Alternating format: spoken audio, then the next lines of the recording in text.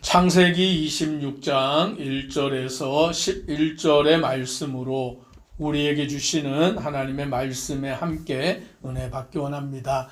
이제 아브라함이 죽음으로 아브라함의 시대는 끝이 나고 이삭의 시대에 오늘 하나님께서 이삭과 함께 하시는 그 역사를 말씀해 주십니다. 그런데 이삭의 때에도 그 땅에 흉년이 들었습니다. 아브라함 때에도 흉년이 들은 것처럼 이삭의 때에도 흉년이 들었습니다. 요즘이야 흉년이 들어도 우리가 양식을 구하거나 음식을 구하여서 먹을 수 있는 방법들이 여러 가지가 있지만 이 시대에는 흉년이 들면 먹을 양식을 구할 수 있는 방법이 없어요. 그렇기 때문에 흉년이 들면 그 다른 지역, 풍년이 있는 지역을 찾아갈 수밖에 없는 것입니다. 더욱이 아브라함이나 이삭은 그 가나안 땅에서 땅이 없기 때문에 유목민의 생활을 하였기 때문에 그들은 흉년이 들면 당연히 다른 지역으로 옮겨가는 것이 마땅하다라는 것을 우리는 알게 됩니다. 그래서 흉년이 들었을 때에 아브라함은 애굽으로 가기도 하였고 그랄 지역에 머물기도 한 것입니다.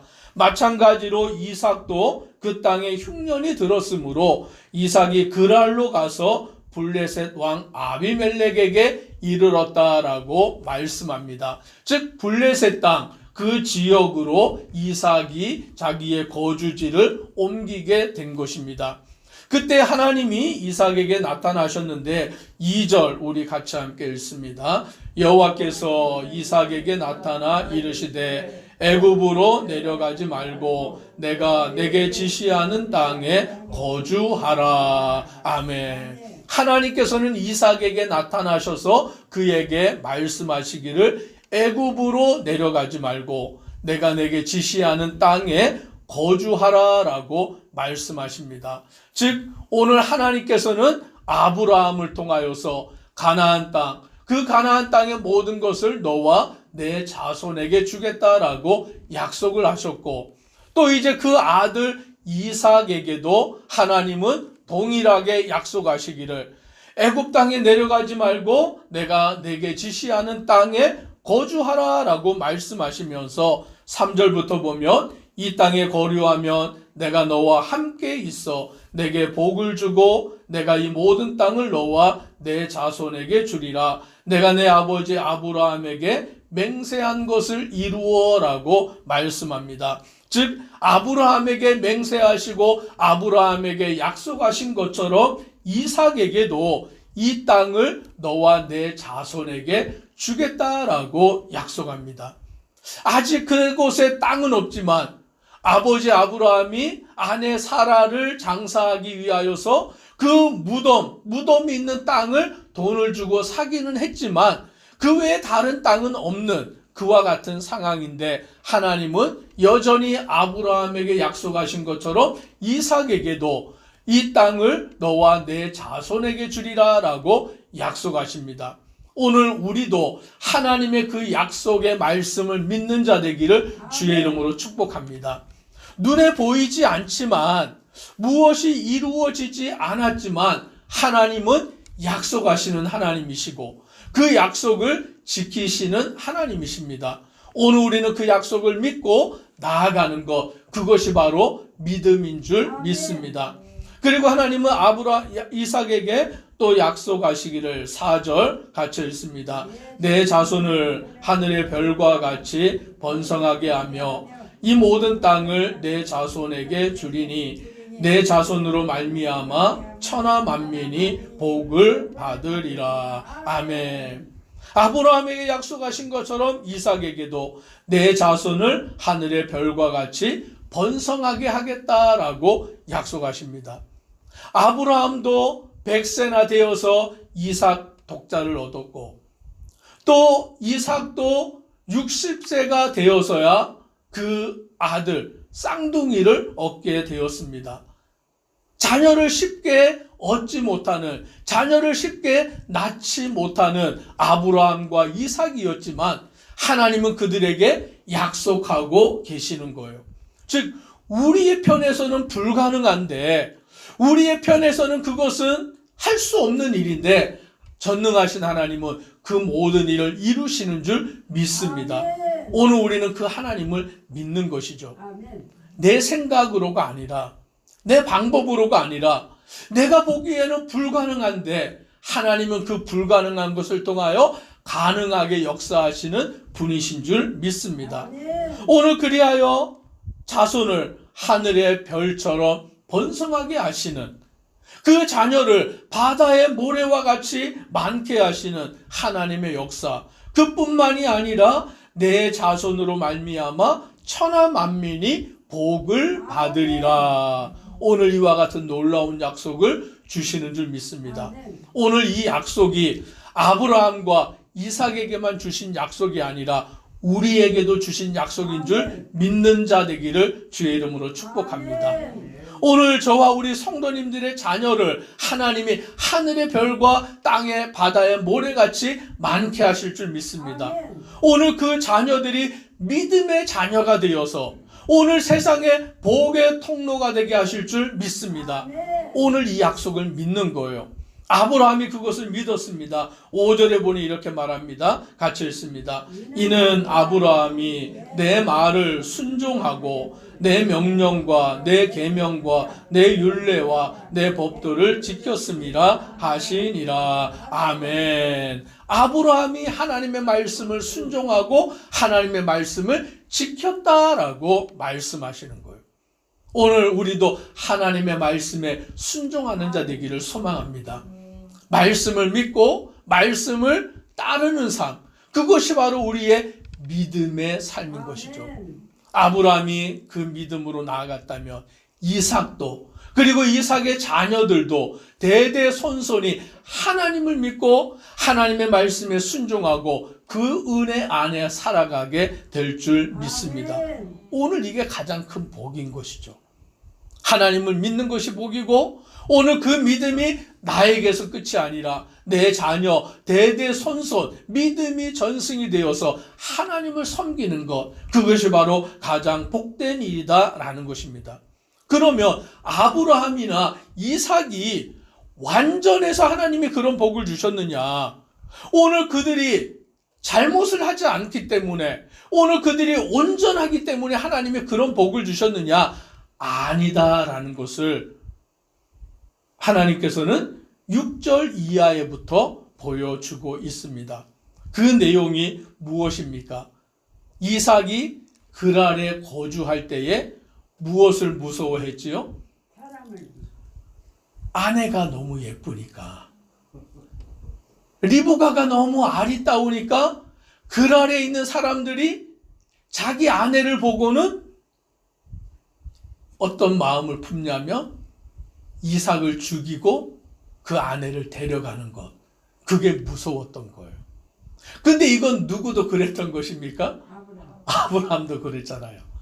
그러니까 아브라함도 자기 아내 사라가 너무 예쁘니까 사람들이 자기 아내 때문에 자기를 죽이고 사라를 이렇게 데려갈까 무서워서 아내를 누이라고 그렇게 말했잖아요. 그런데 이삭도 어때요? 아버지하고 똑같이 자기 아내를 누이라고 그렇게 말하는 것을 보게 돼요. 그 모습이 어떤 모습입니까? 똑같고 부끄럽고 자기 아내를 지키지 못하는 그 남자의 연약함.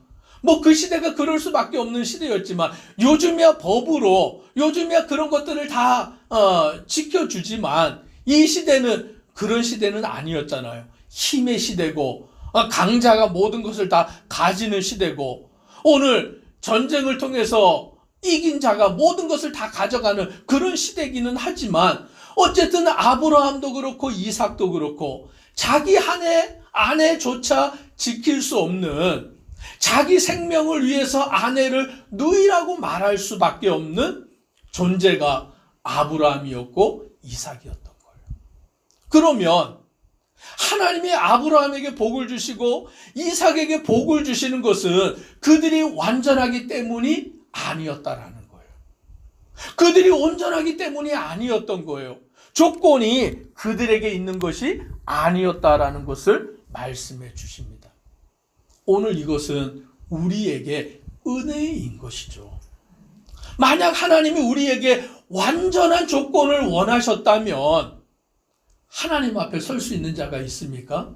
없어요. 없어요.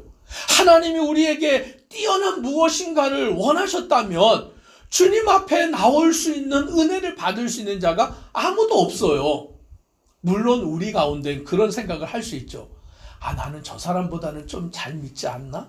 나는 저 사람보다는 좀 내가 열심히지 않나? 내가 그래도 저 사람보다는 낫지 않나? 그런 생각은 할 수 있지만 그건 누구의 편에서 그렇다고요? 우리 편에서, 내 편에서 보기에 그런 거예요. 하나님이 보시면 우리는 다 어때요? 다 똑같아요. 너나 나나 하나님 보시기에는 다를 바가 없는 죄인에 불과한 것이죠. 아브라함이 그런 것처럼 이삭도 그런, 오늘 그것이 우리의 모습이고 우리의 연약함인 것이죠. 그런데 하나님은 그런 모습을 보시는 게 아니라 하나님이 택하신 자를 하나님께서 그에게 약속하여 주시고 그 약속을 이루시는 것이 아브라함이나 이삭이 아니라 하나님이시다라는 것을 우리에게 보여주고 있는 것입니다.